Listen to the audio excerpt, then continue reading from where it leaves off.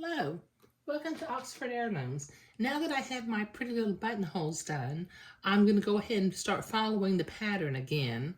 The reason I did these buttonholes when I did is that I'm going to add some entredot and gathered lace to the front facing, and that bulk and my buttonholer don't really work together. So it's much easier for me to do it when the fabric doesn't have so much bulk on it.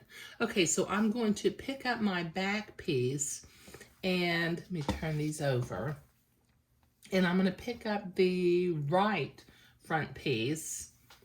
And what we have to do is I'm going to, with my silk pins, I'm going to match up the outside edge of the sleeve hole with the front outside edge with the back outside edge. And then I'm going to put a silk pin. I'm going to put a couple of silk pins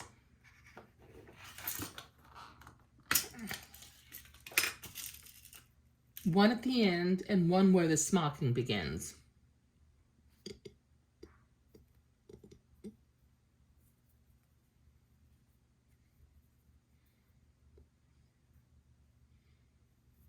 Okay. All right, now I've got my gathering threads. Not ready to gather yet. I'm going to come to my inside neck opening, match up those two edges, and put another silk pin to hold it into place.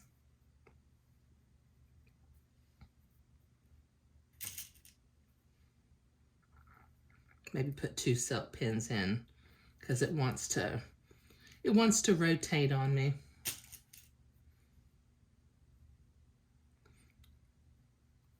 Okay, now I'm going to carefully, I'm going to have to do this off camera, I'm going to grab my gathering thread.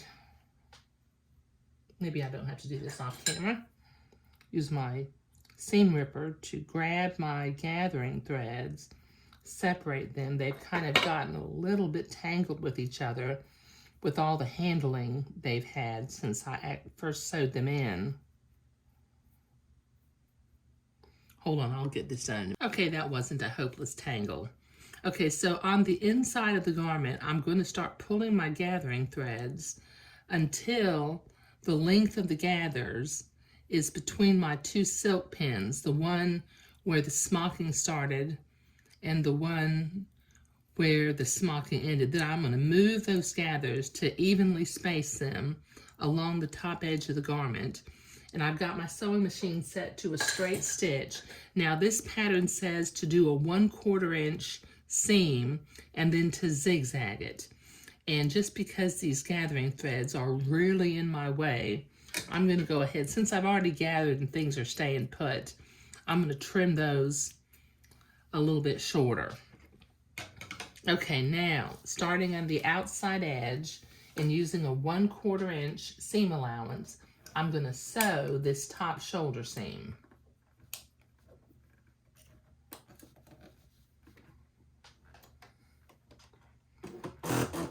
Tacking it down at the ends.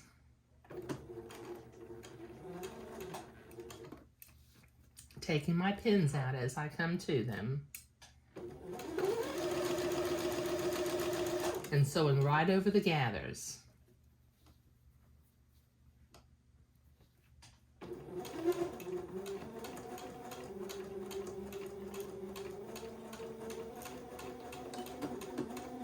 Tack it at the neck edge. Okay, so I can take this out, trim my threads. Then I'm going to set my, well, actually, I think what I'm going to do, this has kind of gotten a little bit raggedy up here at the top. So I'm going to use my embroidery scissors and just trim away some of that fluffiness. Now I'll set my sewing machine to a wide zigzag and come back and zigzag this top edge. And that finishes it off nicely.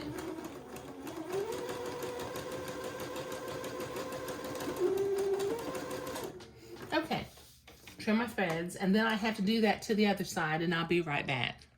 Okay, now before I go to the ironing board to press that seam back, I'm going to come in here with my seam ripper and I'm going to pull out my bottom gathering threads on both sides.